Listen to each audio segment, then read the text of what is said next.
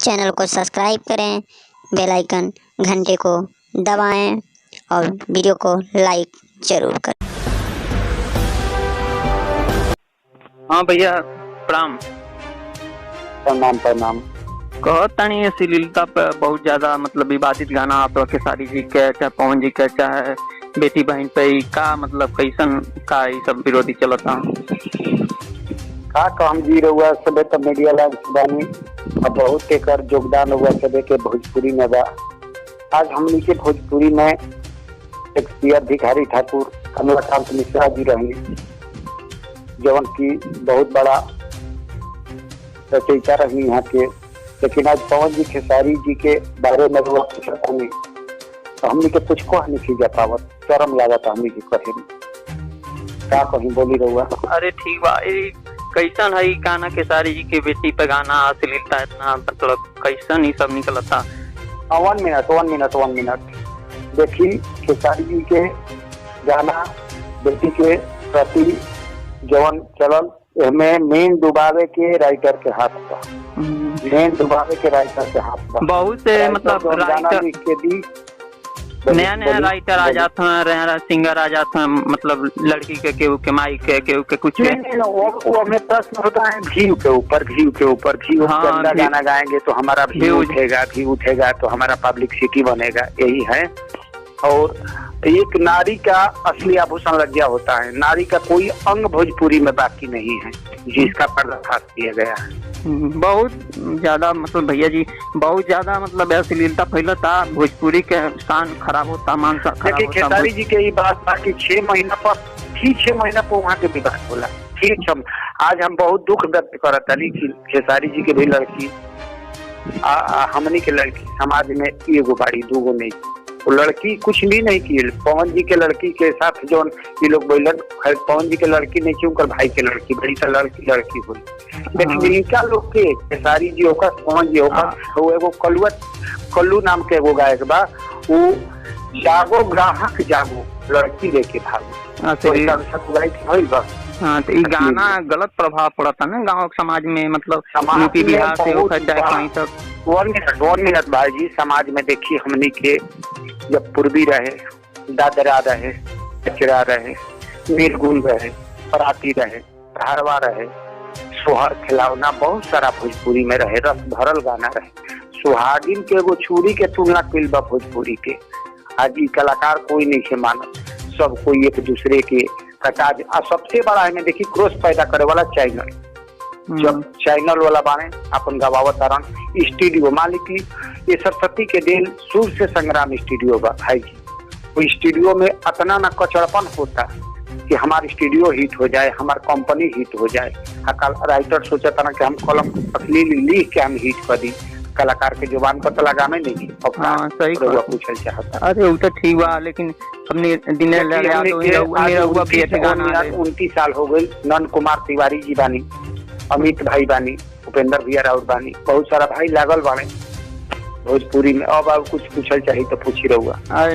दिनेश लाल यादव निरहुआ पर भी बेटी के पत्नी का सही का गलत गाना निकलता। अश्लीलता एक से एक नया सिंगर डालता, पूरा व्यूज करती ना, चाहे कंपनी प्रचार करती कि काहे करती, मानसिकता एकदम दिमाग के। भोजपुरी 1 मिनट भाई जी, हमारा भोजपुरी हद पार हो गई। जब भोजपुरी हमनी के दोहा कतर से मारिशस तक भोजपुरी के नाम रहे, एक से एक श्रोता कयक 8 करोड़ श्रोता रहन भोजपुरी के आजो के डेट में बाने, लेकिन व्यू ऐसा व्यू के चक्कर में पूरा भोजपुरी के माथा घीव बना दिल बान कलाकार लोग। कलाकार के नाम पर लोग खुलाकार बाने।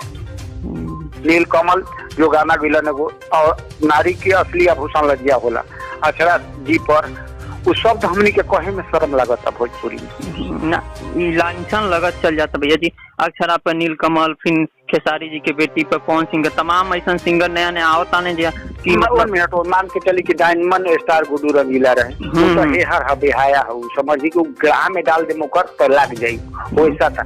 लेकिन हमनी के जो अच्छा कलाकार रहन, जो उनकी सुर के संग्राम रहन, आज देखिए अच्छा कलाकार सबसे बड़ा कचरा भोजपुरी में कोई लेवा, सबसे बड़ा कचरा। बहुत से ऐसा बिरहा गायक भी बाना है, तो लेकिन ऐसा गंदा अश्लील अच्छा है, मतलब केहू के बहन बेटी पर अश्लील शब्द ना बोलता है, जैसे विजय लाल यादव बाना है, तमाम बिरहा गायक बाना है, तमाम निर्गुण गायक बाण, लेकिन फिर ऐसा कोनो अश्लीलता नहीं उठल रहा। 1 मिनट भाई जी, देखिए भोजपुरी शब्द हमनी के वो मिठास शब्द रहे, ये से समाज में कुछ सीख मिलत रहे, हर कोई के कुछ सीख मिलत रहे समाज में। आज देखिए जो आज के गायकी बा, जितना बिहार में रेप के सजा होता है या भारत में रेप के सजा होता लड़की के साथ, ई कलाकारी लाइन बा, ई कलाकारी लाइन बा। ये करा के काटे कोई तरह हुआ काट सकता नहीं। नहीं काटे वाली बात नहीं कर बड़े भैया जी। जैसे अश्लीलता इतना ज्यादा खिलाफ हो गया बा ना कि मान सम्मान एकदम खत्म हो जाता जी यूपी बिहार के। देखिए फिर भोजपुरी सुधरी, फिर पुरन के चाउर पंथ पड़ेला। भोजपुरी में कहल बताओ कि पुरन के चाउर पंथ पड़ेला। आज पुरन का भोजपुरी फिर आई कलाकार के जगह पर।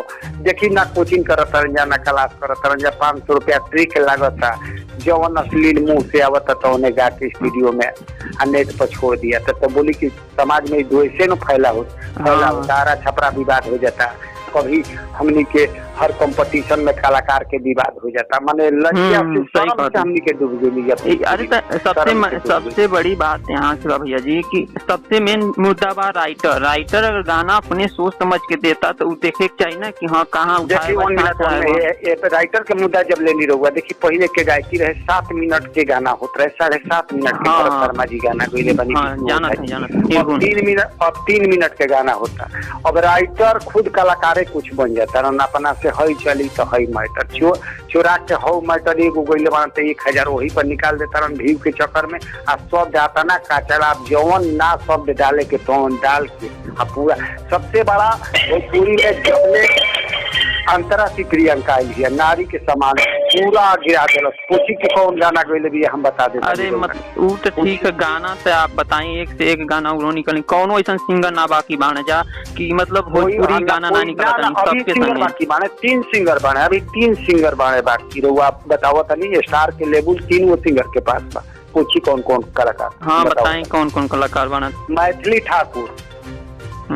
ठाकुर जो मैथिली भाषा से बाड़ी, अनु दुबे जी बानी, अभी अपना प्रतिष्ठा पर बानी। हाँ, किरण कश्यप दिल्ली से बानी, एक किरण कश्यप दिल्ली से बानी। नेट पर सर्च मार के, नेट के जमाना बा, नेट पर सर्च मार के सुन सकता। हाँ सही जाना तानी। ये लोग मैथिली ठाकुर सब लोग बहुत मतलब शुद्ध भोजपुरी, चाहे शुद्ध हिंदी, चाहे शुद्ध भाषा के उपयोग करे ना जाए। लोग बहुत ज्यादा मतलब अश्लीलता के खिलाफ रहे, लोग अश्लीलता कभी ना फैलोले माना जाए। आप भाई जी कौना न्यूज से बानी रहुआ, कौना न्यूज से बानी? पीके न्यूज हिंदी है। बहुत सुंदर न्यूज बा राउत देखनी हम न्यूज पर। बहुत अच्छा माने राउत साफ सुथरा भोजपुरी के एगो बचावे खातिर प्रतिष्ठा रखले बनी। राउत नाम का पड़ी? हमारा नाम तो पिंजी राजा है। बहुत सुंदर, बहुत बहुत बधाई बा। बक्सर के माटी से शाहाबाद जिला के रहुआ शान बानी। बहुत सुंदर आउट पेज पर हम देखनी है, बहुत सुंदर आउट ओरिजिनल बात सच्चाई राउट चैनल बा जो सच्चाई के माध्यम से छपले बानी।